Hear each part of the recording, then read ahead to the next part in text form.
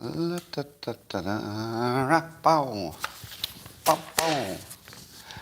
morning, everybody, and welcome to the best thing that ever happened in this universe and, dare I say, the afterlife. I don't usually talk about the afterlife, but today, have you noticed that there's something missing in the news about Ukraine? I'll tell you about that, and then we'll do this simultaneous sip, the holiest that there's ever been. Yes, I've noticed that a lot of people have been talking about Ukraine and Russia and the possibility of war, but we have not heard from the Pope. Now, the Pope was not available, but I know how he thinks. And so I thought I would give you the official Pope opinion on the possibility of war in Ukraine. Give me a moment. Let me concentrate. Want to receive the signal clearly. Religious signal coming in. Got it. The Pope would have you know that he is opposed to war. And I think you're glad you waited for that. So when it comes to the Pope, no war. Doesn't like it? One bit. Not one bit. And that, ladies and gentlemen, is the religious opinion on the war. And I don't think that has been given enough attention, so I thought I'd help. Do I look better with a hat? Is it my imagination, or did I get uglier when I took the hat off? Is it just me? I think that actually happened. I think that's yes. I think we found something we can all agree on. I look better with a hat because I think I look better with a hat and a mask. Because a lot of the pandemic, my ugliness was completely covered. So I'd have sunglasses on, and then I'd have a mask, and then I'd wear a baseball hat. So basically the only parts of my entire body that were showing on the colder days were my hands, unless I had gloves on, were my hands, and this little strip of skin right here, which, by the way, looks pretty good on me. Best part of my body. And this was just pure luck. Pure luck. The best part of my entire body is this narrow strip just above where my mask line would be and below my sunglasses. I don't like to brag, but honestly, I've got one of the best over mask, under sunglasses area of a body I've ever seen. I do work on it. Moisturizer, stay out of the sun. A lot of people don't put the work in, but I do. How would you like the simultaneous sip? And all you need is a cup or mug or a glass of tank or chalice, stein, a canteen, jug, or flask, of vessel of any kind. Fill it with your favorite beverage. I like coffee. And join me now for the unparalleled pleasure that dopamine of the day, the thing that makes absolutely everything better. It's called, what is it called? That's right, the simultaneous sip, and it happens now. Go. I don't know. Something happened. Hold on a second.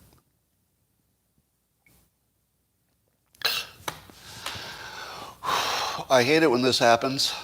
I accidentally turned my coffee into wine.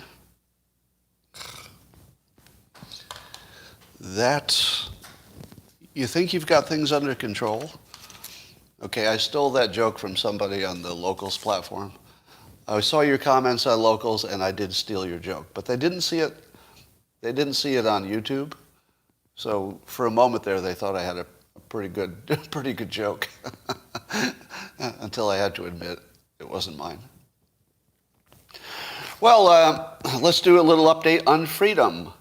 I was out and about yesterday and day before, looking at how many people have taken off their masks now that the California mandate has been dropped. So if you're in a store or shopping or whatever, you do not require a mask. Where I live, about 80% of people are still masked. That's right. My state was offered its freedom, and 80% of the residents said, well, thank you, but no thank you. I would rather stay in my little mask cage. including outdoors. Now, I'm not positive this is true, but I think the outdoor masking is at an all-time high. This is after the mask mandate is completely eliminated, outdoor masking. I've never seen higher outdoor masking than right now. Now, I had actually talked to some people who shall remain anonymous, who actually said they kind of liked the mask era for a variety of reasons. They liked them. There are people who like the masks. Apparently you can get used to anything. I wasn't one of them, but... So I didn't see that coming. And I did a little tweet today to ask what mandates are still in effect in the United States. So here are the ones I know about. We'll see if these get mopped up. I hope they do. So the remaining mandates are, let's see, New York City, you still need vaccination passports to go in a restaurant. That's still true, right? Give me a fact check as I go and add some ones if you know. I believe healthcare workers, including everybody, the janitors, the receptionists, everybody in healthcare, are still under mandatory vaccinations. That's true, right? Still need masks on public transport and for flying in particular. I guess just in public transport. Still need masks in some places, like students are doing it in a lot of schools, Washington State, Massachusetts, California, Hawaii, still got some masks. Federal buildings, masks, and cruise ships, which I guess is a form of public transport. So those are what ones did I miss? Has the passport, where else is the vaccine passport in effect? Flying? So here's a sort of a checkpoint. Does it look like, if you were just to judge the pandemic in terms of freedoms given up compared to other countries, just freedoms given up, are we doing okay? I mean, is the United States, are we doing well enough to claw back our freedoms? Because we have some. You know, in Canada, I know some of the provinces gave up on some of their mandates. But we're not close to the end point. And we're not close. But I do think we're going to get away without vaccine passports. What do you think? Do you think at this point, what is your current prediction about USA and vaccine passports? I feel like we're going to not have them. Am I wrong? Because if we don't have them yet, it feels like this wouldn't be the time to implement them. I don't think public would accept it now. Yeah. So I would say I'm going to give America a C+ in regaining freedoms. Would you agree? I'll give us a C+. Like, lots of work to do. But it's not as bad as it could have been. I mean, it could have been worse, I suppose. But we're not close. We got to keep clawing. Have you noticed that the entire retail part of at least America, I don't know if this is happening anywhere else, has turned to garbage? As I tweeted yesterday, I went into 6 retail establishments and walked out of each one because buying something was too hard.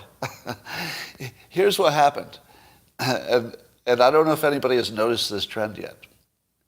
If you make it possible to buy almost everything online, who is remaining to stand in line at an actual retail store? Now, in the short run, it's everybody, right? In the short run, you buy some stuff online, but sometimes you go to stores. Over time, more and more people will move to online only, and then the pandemic hits, and more online there. So who's left? Well, let me tell you who's left. It's all the people who have a frickin' problem, right? You know how bad it is to get behind the elderly person who's writing a check at the grocery store? Like, you don't want to be in that line.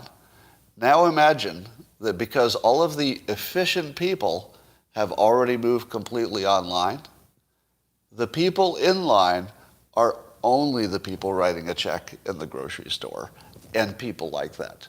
Now, add to the fact that the only people in line are the people with problems. On top of that, the stores are asking for more stuff. Now they want your phone number. They've got to find out if you've got a coupon. Is the coupon good? Are you part of the loyalty program? If you don't have your card, can you plug it in? Do you want to donate something? Yeah, and you got 4 ways to pay, and sometimes ID, sometimes not. So I stood in line, and nobody could get helped because everybody who was in line had like a story. And not only did the person in line have a story, but then the retail worker had their own story, like data they had to collect and explaining why they're doing things.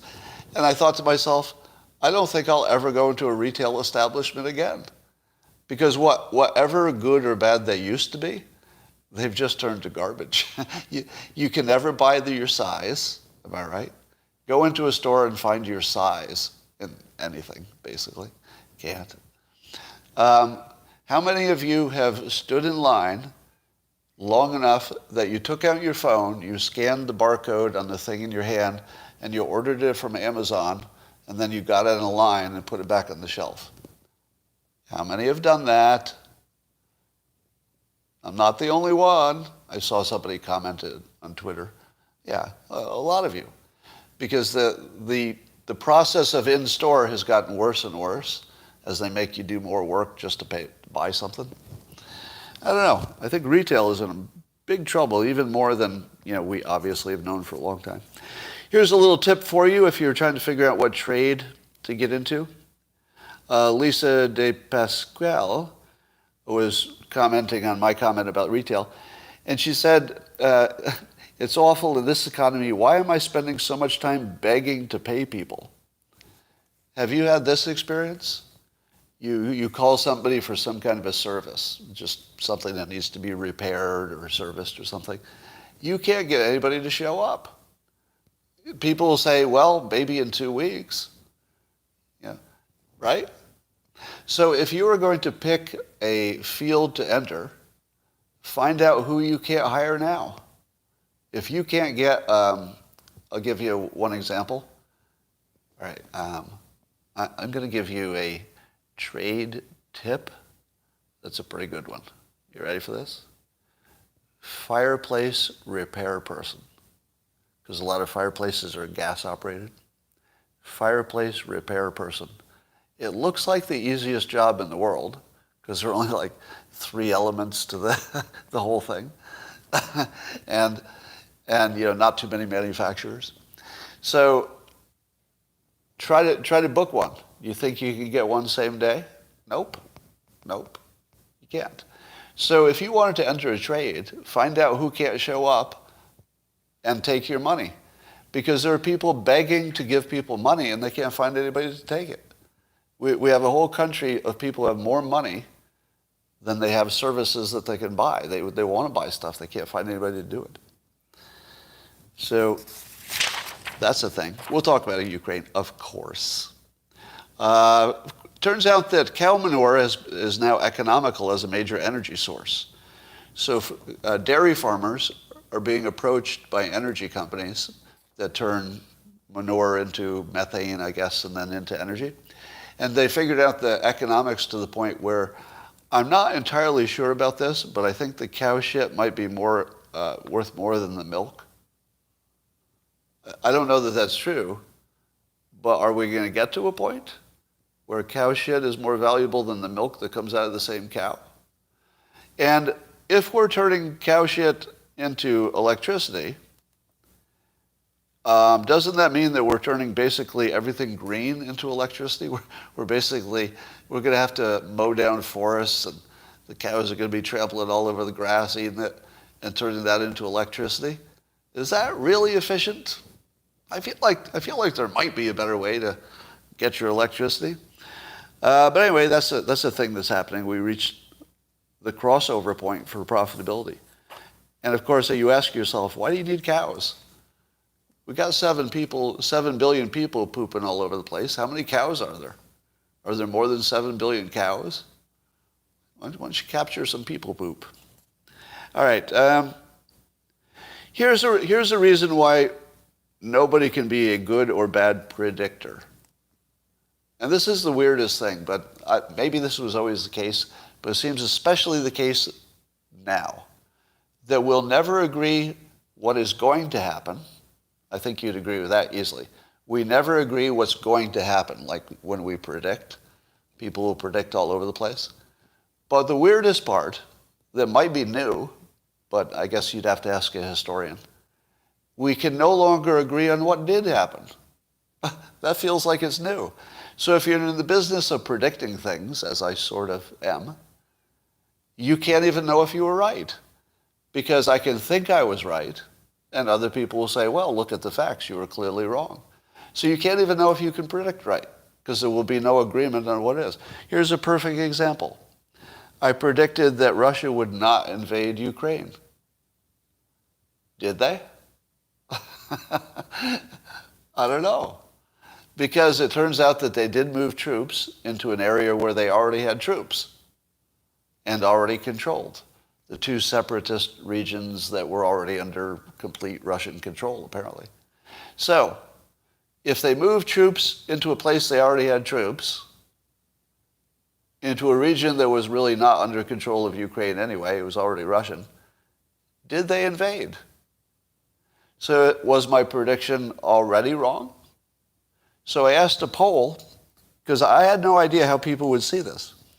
50% of the people who answered my Twitter poll, which is, of course, not scientific, half of them said it's not quite an invasion. Not quite an invasion. But 37% said yes. So 37% of the people in my Twitter poll, and these are even people who would be largely friendly to my point of view, think I'm wrong, and that my prediction has already been proven wrong. But 50% of the people said I'm right. So how do I even know if I'm a good predictor? I don't think you could just take the majority in this case. I mean, you can see that it's so clear that people don't even agree on literal reality at this point, because you can just word think it away. Oh, it's part of Ukraine. Oh, it's not. And you both have a good argument. But yesterday, Zelensky himself said, quote, with today's and possibly tomorrow's decisions, Russia is legalizing its troops, which have actually been in the occupied territories of Donbass since 2014. It seems to me that the president of Ukraine does not believe that Ukraine has been invaded. I mean, at least not this week. Already invaded, I guess. So if the president of Ukraine thinks I'm right so far, it's not looking like I'm going to be right. It does look like Putin's poised to do more. But at the moment, am I right or am I wrong? In the comments, you tell me. At the moment, has Ukraine been invaded already this week? I'll just read down some of the answers. Yes, no, wrong. Yeah, it's early in the week, right? Nope, nope, nope. Okay, we are mixed on that. All right, let's talk about what's happening. I had some curiosity about whether Russian citizens know what's going on in Ukraine. Now, of course, their state-run media is all propaganda. So the state-run media is all misleading if you live in Russia. Would you agree with that? The state-run media is completely misleading to the Russian public. But don't they have internet access? I wasn't sure until I actually did some Googling to find out what's going on. And Russia, of course, is doing a variety of things to try to suppress access to information that would be bad for them. But they do things like throttling certain content. The internet is still available, right? If you live in Russia, can't you call up CNN webpage in America? There's nothing blocking that, right? Can you give me a fact check on that? Oh, okay, so I'm seeing on Locals the very next thing I was going to talk about. Is the fact that Russians, by and large, don't speak English the only reason that they don't know what's going on? Because everything that's in Russian presumably would be pro-Putin. And do we have a problem that if the public in Russia had a better understanding of what was happening, that they would not support their own president? I don't know. Maybe they would anyway. So here's a question. Have you seen anywhere in the news if the Russian public supports Putin so far and everything he's done? How many of you could answer the question, does the Russian public, by a majority, support what Putin is doing right now? Because I've got a feeling they might, right? It seems like probably. Partly because, Putin can control information to some extent. But also maybe because they like it. You can't rule out you can't rule out the fact that they might just like a strong leader. He's made a reasonable argument that these, Russian-speaking people should be part of the historic republic, and maybe the public likes it. Maybe, if it doesn't cost too much. So Putin also revealed that he asked President Clinton years ago if he could join NATO. Now, that's not the first time we've heard that, right? It's the first time for me. I didn't know it. But apparently was there any knowledge about that before? I think there might have been. But it wasn't widely known, right? And so, for years now, I've been saying that Russia and the United States are natural allies, and that the only reason we would be at each other's throats is psychological. Like there's not a material reason that we would be enemies. There's just a psychological, maybe historical reasons or whatever. So, or political. And I wonder what would have happened if Russia had been considered for NATO. Because I thought the whole point of NATO was to deter Russia, or the Soviet Union originally. Am I wrong that the point of NATO was mostly about Russia? And what happens if Russia asks to join the alliance against Russia? Now, I get that they would do more than that. They would protect more than Russia. But, I don't know, is NATO active in anything that would involve China? So I'm a little bit confused about what is the point of NATO if the enemy of NATO asked if he could join NATO. And it also makes me wonder if that was just an incredible master persuader move that didn't work out. But it should have confused the United States, right? If the person that you're trying to protect against asked you to join the organization of people protecting against him, what the hell do you think? I mean, how do you process that? The way you should process it is that NATO doesn't make sense. And if that's what Putin was doing, it was brilliant. I mean, obviously it didn't end NATO, but it would have been a brilliant play to confuse people about why NATO even exists and put some doubt in everybody's mind about how much to fund it. It could have been an incredibly genius move that was always meant to never be successful, but just put that doubt in it. In a way, it's very similar to what Trump did with Kim in North Korea. Because what Trump did was simply act like he was his personal friend, which just ruins the whole frame. Like everything historically that made sense instantly didn't make sense. Because Trump just changed the frame of reference to, we're two buddies, and by the way, can I help you with your economy? Why would you give me trouble? We're buddies. Why would you point a nuclear weapon at me? Why would my buddy do that? I mean, I think the way Trump handled North Korea is one of the all-time great things that anybody ever did politically. Honestly, I think it will go down in just one of the great moves of all time. It might not last if somebody else causes trouble with North Korea, but it was great at the time. And I think that Putin played a similar frame-breaking play, maybe not as successfully. He just broke the frame that it's an enemy and an army against the enemy. Hey, can I join the army? It's kind of brilliant. But I do think it supports my idea that we're natural allies. Because if he could even keep a straight face while saying, can you put us in NATO? And he probably did. If you could say that with a straight face, it probably means that you have an argument that we don't really need to be enemies. There's just nothing to be gained from it. All right. One of the worst things about war and the threat of war is that the leaders on both sides can become more popular with war. Isn't that the worst thing ever? You want your leaders to know that if they ever went to war for anything, they would become less popular. But they don't. You know, we have an automatic nationalist instinct in this country and every other country that as soon as something looks like war, the leader's approval goes up. It's almost automatic. And so Biden, being in the basement of presidential approval, according to Rasmussen, it looks like he's getting a pop. Biden's approval is going up. Do you think he's earned it? So far, just because obviously this is based on Ukraine, do you think he's earned it just on Ukraine? So forget about everything else, just for a moment, because these polls tend to move with current events. I'm seeing almost all no's. Okay, I see one yes.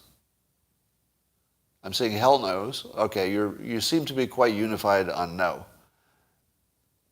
Are you surprised that his approval is ticking up? With this many no's, you should think, well, how can his approval be going up? All right, let me give you an argument for Biden. This is going to piss you off. Right? Now, keep in mind, we don't know what happens tomorrow. So I'm only going to talk about what's happened so far. Here's what's happened so far. Russia has lost the Nord Stream 2 because by moving troops into the two occupied territories, the separatist territories, that triggered Germany to say, okay, Nord Stream 2 is done. So that's a big economic hit. A number of other sanctions will probably kick in, but not the worst of them, right? So the minor sanctions might kick in, hurt a little bit around the edges. So far, Russia has spent a bunch of money. It has degraded its international reputation. It lost Nord Stream. And if it attacks, it's going to get, extra pain. And what has Russia gained so far? What did it gain? So far, all it gained was the property it already owned, which was the separatist regions. So far, Russia broke even on land and is taking a hit, a pretty big hit, to its GDP. Biden has so far gone cheap. So Biden so far hasn't committed, large funds to military. And he got a huge degradation of an opposing country. So far, Biden is winning. Now, I don't think I'm not predicting that will last, okay? So I'm not saying that when we're all said and done, I'm going to say, hey, Biden, you handled that just right. That seems unlikely. But didn't that piss you off a little bit? It did, didn't it?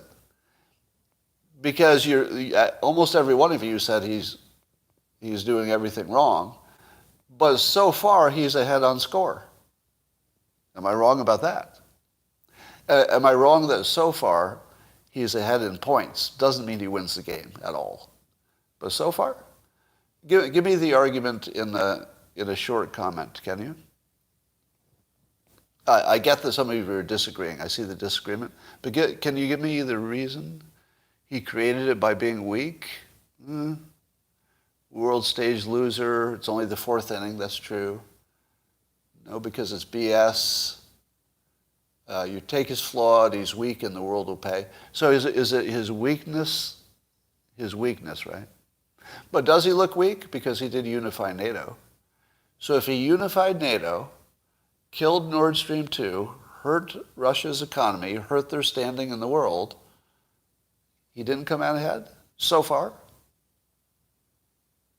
Now, our stock market will go down as well. I think Russia went down $40 billion yesterday or this week.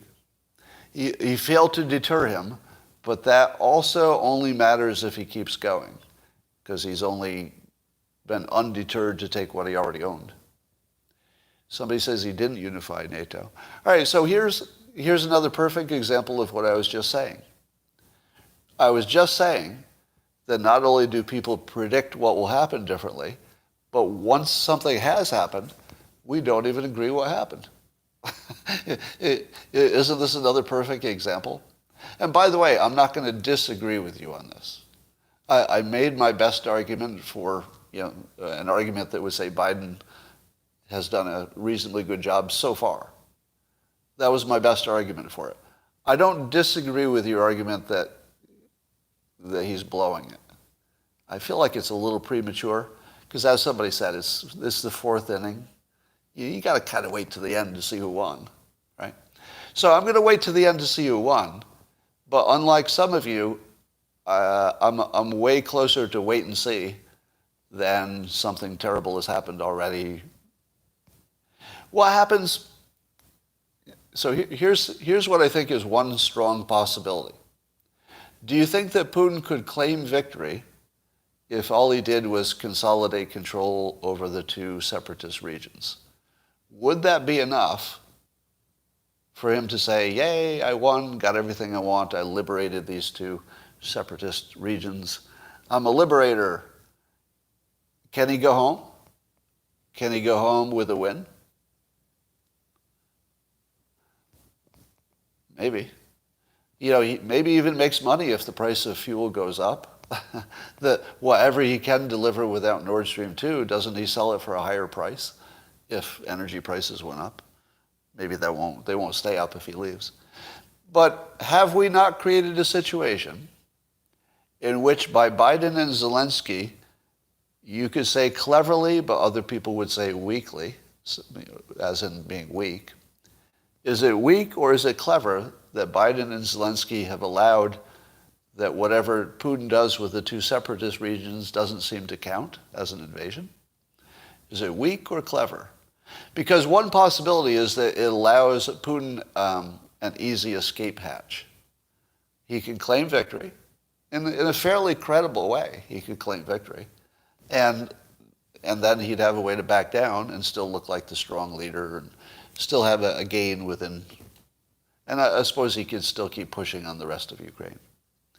And then would Biden look like he's a winner because he didn't really give them anything they didn't already have, and they lost the Nord Stream 2? I don't know. I think there's a situation now where both can be winners. And maybe Zelensky too. Zelensky is still saying that he doesn't think there'll be an invasion of Ukraine proper. I guess I shouldn't say proper. He doesn't think there'll be an invasion of whatever's left of Ukraine. And do you think he's lying about that? Do you think Zelensky is just lying and he's trying to keep the public from panicking? Or does he really not think that Putin will cross the line because maybe the price is too high? Let me ask you this. Remember I said that Putin doesn't know what kind of weapons would be thrown against him? Because this should be the first time the most modern, at least American weaponry gets used in that kind of battle against a sophisticated foe. What happens if Putin goes into battle and gets a bloody nose? He could. Now, here's something I don't think any of you thought of. All right? We know that the United States has incredible cyber warfare capabilities. We assume so, right? Maybe not, but you make the assumption that the United States does. There are other countries you'd make that assumption about. Israel, you would assume they have great cyber warfare capabilities. You'd think China does.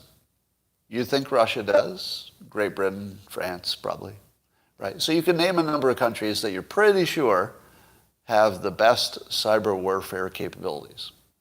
Now, does the United States sell weapons to Ukraine? Actually, I don't know the answer to that. Do we sell them weapons directly, or does it go through some kind of middle channel for any reason? We do it directly, right? Yeah, I think do we sell it or do we provide them? We sell them, right? So the Stinger missiles and the anti-tank missiles, we sell them. So would you agree with the following statement? We can sell them weapons. Yes, right? There's nothing that would stop us from selling weapons.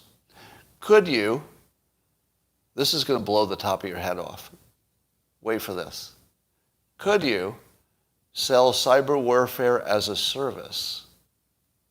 As a service. And here's what I mean by that. You say to Ukraine, and it doesn't have to be the United States. It could be an ally. It could be Israel. Could Israel, let me not throw Israel under the bus. They have enough problems. let me pick a country, Albonia. Could Albonia, a made-up country with a great cyber warfare capability, say to Ukraine, we will sell you the services, but you can't have the IP or the tools. We'll keep the tools, so you can't do this on your own. But as a service, if you push this button, it will turn off the lights in Moscow. And then the Ukrainians would have to be the ones that push the button, but whatever happens after they push the button goes through the cyber warfare as a service. By the way, those of you who work in technology, when I use the phrase software as a service, you're familiar with that. This would be cyber warfare as a service. Because you definitely don't want to give your cyber warfare tools to any country that doesn't already have them, right? Not even an ally, probably, I assume. So you can't give your tools away, but you could sell, if you can sell a weapon, you could sell cyber warfare as a service. You wouldn't be the one pushing the button. You would just be the one who has a network that chain of connections went through. Is that illegal? What would stop it from happening? Now let me ask you this. If Ukraine could buy that service it'd be expensive, but if they could buy that service, what damage could they do to Russia if Russia attacked Ukraine's, more agreed on territory? Here's the answer. Putin doesn't know. Am I right? Putin doesn't know. And isn't that a pretty big risk? Are you telling me that nobody thought of this? Right? So in order for this not to be a real thing already, would require that the best cyber warfare strategic thinker in the country is me. Okay, we agree that's not the case? Right? If I thought of it, that's all I'm saying. If I thought of it, it's already done. Am I right? And we can't know for sure. But if it's obvious enough that the cartoonist thought of it, it's got to be an option, at least. At least it's an option. Now, we don't know if Ukraine has access to that kind of power indirectly through a service provider. But why wouldn't they? Why wouldn't they? Now, it could be that would, whoever provided the service would then become a target. But are you telling me that the people who have cyber warfare capability couldn't hide the tools so that by the time the attack happens, it's just not clear where it came from? I feel like they could. So, I don't know. That's something Putin has to worry about. So that would suggest that maybe Putin isn't going to cross a line that would open up Ukraine's whole toolbox of weaponry. Wheelman is saying naive. Did you see the title to my live stream today? Did everybody read the title to the live stream? I said this would be my misinformed opinion on Ukraine, and probably the best ones you hear today. I'm going to stand by both of those statements. So you don't need to tell me I'm naive or misinformed. That's the show. That's the show description. Misinformed and naive. and talking about world events. If that bothers you, good luck finding somebody who's doing a better job.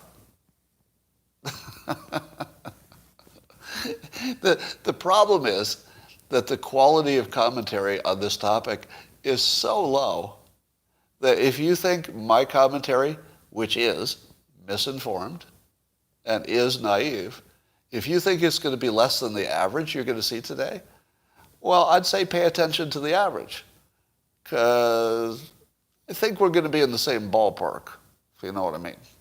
So it's not because I'm awesome. It's because I'm not really competing with an awesome field, is what's happening here. Here's a question I have not seen in the news. Do these separatist regions that Russia just moved new troops into, do they want to be part of Russia? And isn't that the most important question today? Now, I know they had a vote, right? They had a vote about being part of Russia. But does a vote mean anything in that part of the world? I wouldn't put any credibility in a vote. I'm seeing mostly yeses, but I don't know if you really know that. Now I do believe if I Googled it, I would have the same opinion. But I don't know if that really means anything. Yeah, get a map. Get a map. Yeah, I get it. I know the location is everything in this case. All right, well, do you want to see the United States get involved in any kind of a war in which we don't know if we're fighting for something that anybody wants? Like, would we be fighting for the wrong side if the public actually wanted to be Russian by some majority? I don't know. But the longer you should just be aware that American news is not telling us if those separatist places want to be Russian. That should be the main thing that they talk about, shouldn't it? Isn't that the main thing that they should be talking about? I don't think you'll see it on any news program today, which tells you that our news is all propaganda. It's funny when I read about, the fake news in Russia. I no longer think it's worse than the United States. I do think it's completely fake in Russia, but I don't think ours is better. If our news were real, I know this is a provocative, sounds like an overstatement, but if our news were real, the top of the news every day would be about the opinions of the separatist region public. Do they want this or not? And all they talk about is the Russian troop movements and the sanctions. All the news is focusing on the fight. They're not even focusing on, the people who matter the most, the public in those areas. Well, we'll see if those sanctions make a difference. I was complaining yesterday that nobody had estimated the economic cost to Russia of an attack. But apparently there is a group called the analysts they're at Capital Economics. So they are doing some kind of estimates about what will happen to the GDP under various scenarios of sanctions. But even when the West had more power to sanction, I guess in 2014 we took 2.5% off of Russia's GDP. But now probably Russia's in better shape to withstand sanctions, or at least sanctions of that level. So they might be looking at it maybe a 1% or sub 5% change.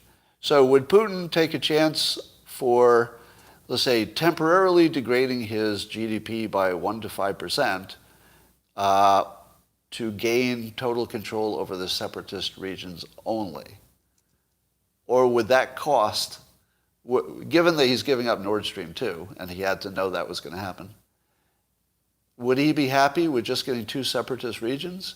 Or has he already paid enough that he has to go get the rest? Because he's sort of paid for it already. I don't know. We'll find out. So I guess there was a shooting. Some angry white guy with a gun confronted some people who were organizing, just actually, I think people doing just the traffic control for Antifa and BLM and some protest, and he ended up pulling out a gun and shooting some of them. Now, of course, I don't condone any of that. I condemn all the violence. But the most predictable thing in the world was that if you got rid of the police and you continued to have protests that were, bothering the public, somebody was going to pull a gun. I'm actually surprised there's not more of it. I don't want to see more of it, but I'm surprised there hasn't been more.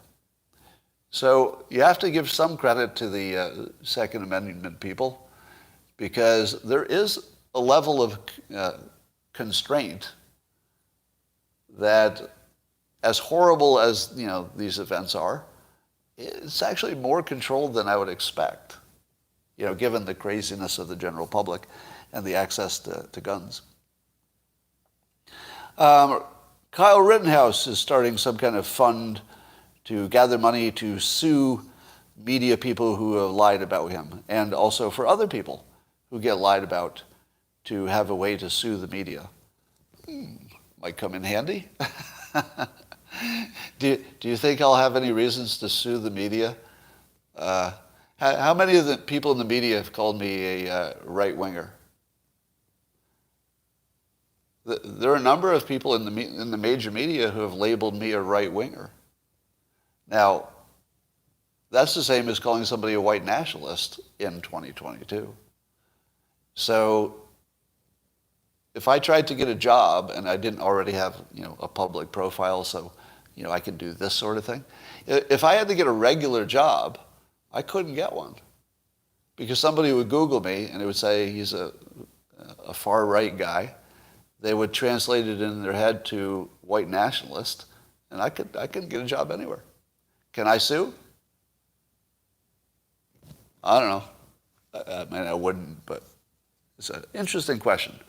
And it also makes you wonder, why didn't this already exist? Because the press had no accountability. Remember I told you that insurance is the only thing that tells you where things are really going to go? Because eventually everything has to get insured. Everything in the business world anyway. So it doesn't work so much in politics. But within the business world, if there's a business element to it, the insurance companies will decide what you can and can't do, because they will charge you too much for things that they say are too dangerous. So it's really predictive. And what's going to happen now that there would be an organized entity just to sue the media for lying, when their business model depends on lying?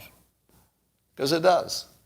The media's business model depends on lying, because it's the lies that get all the clicks, right? I mean, they're not going to say it that way, but it's the truth.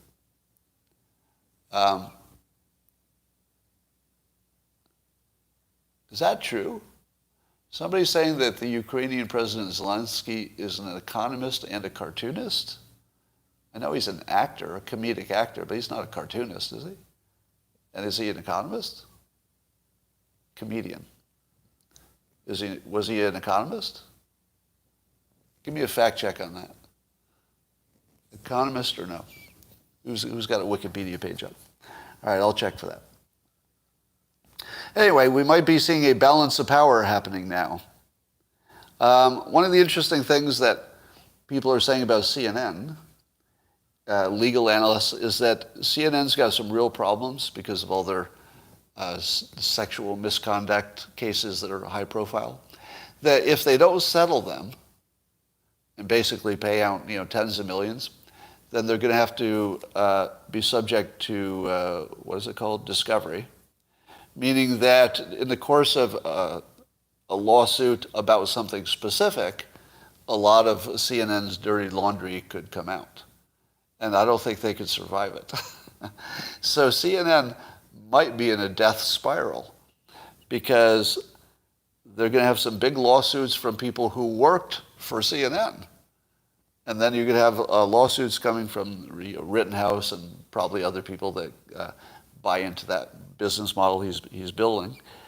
And I have a feeling that CNN is going to get sued out of existence. And there's nothing they can do about it. Because if they don't settle, or go bankrupt, I guess, if they don't settle, then they're subject to discovery, and that's actually worse. Right? So they have a choice of going out of business by paying off all these lawsuits or going out of business by fighting them. That might be their only two choices.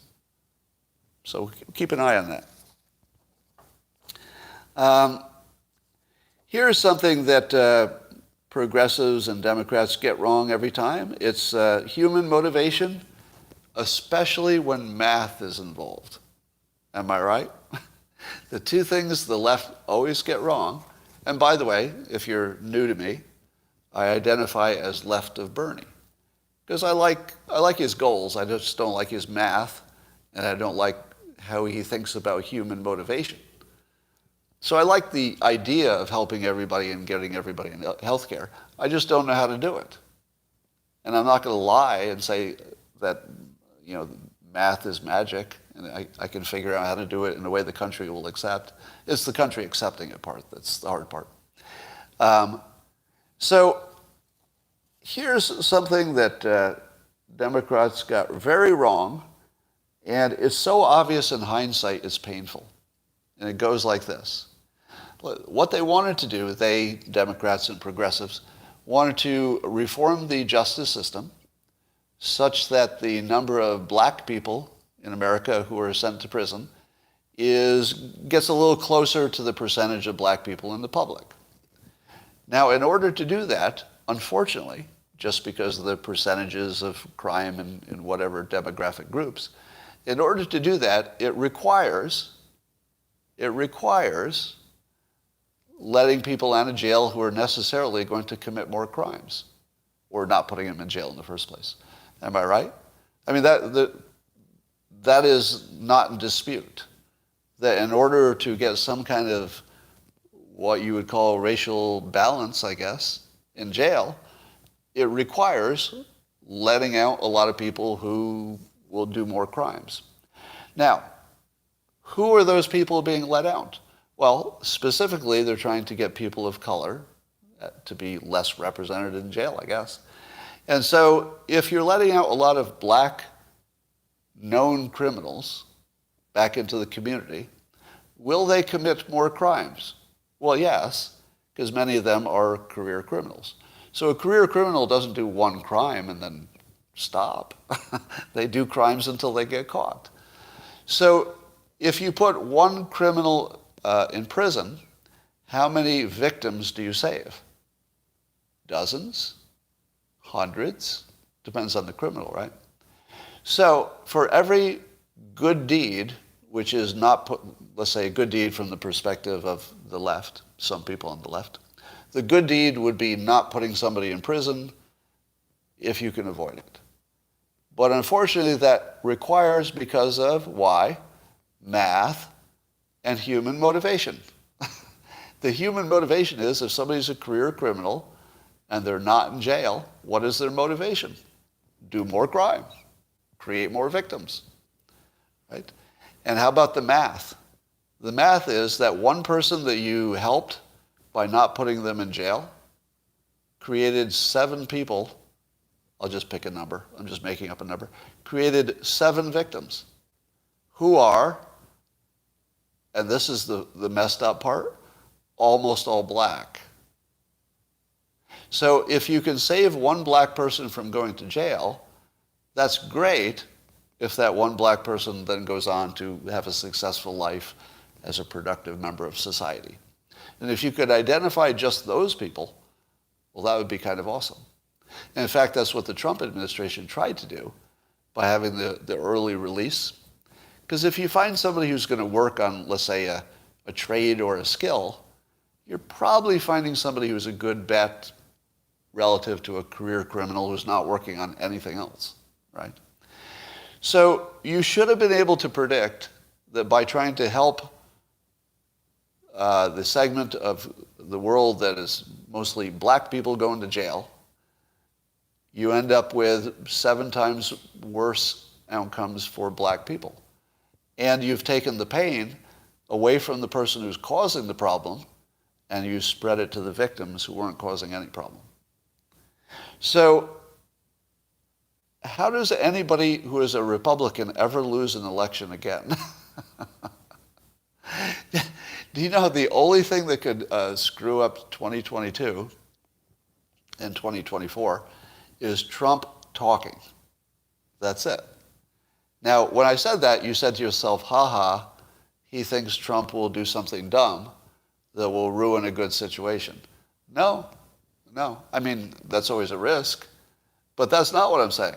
I'm saying if he says anything, if Trump even just talks, they will find a way to turn it into the worst thing in the world, right? So he can't do anything. If Biden proved anything during the last election, he proved that the less we see of the politician, the more we like. I wouldn't have guessed that. But I think if you're already a known quantity, the less they see of you, the better. Because otherwise it's just giving you reasons to be attacked. So Scott has identified peak Trump time. Best to understand this. Don't know what that means. If he's reelected, he'll have a mandate. He'll always talk to the press. Trump would. All right. And that, ladies and gentlemen, is my show for today. No doubt the best analysis you've ever seen of the Ukraine situation. And no doubt the best thing you've ever seen in your life. I'm going to say goodbye to YouTube, and thanks for joining me.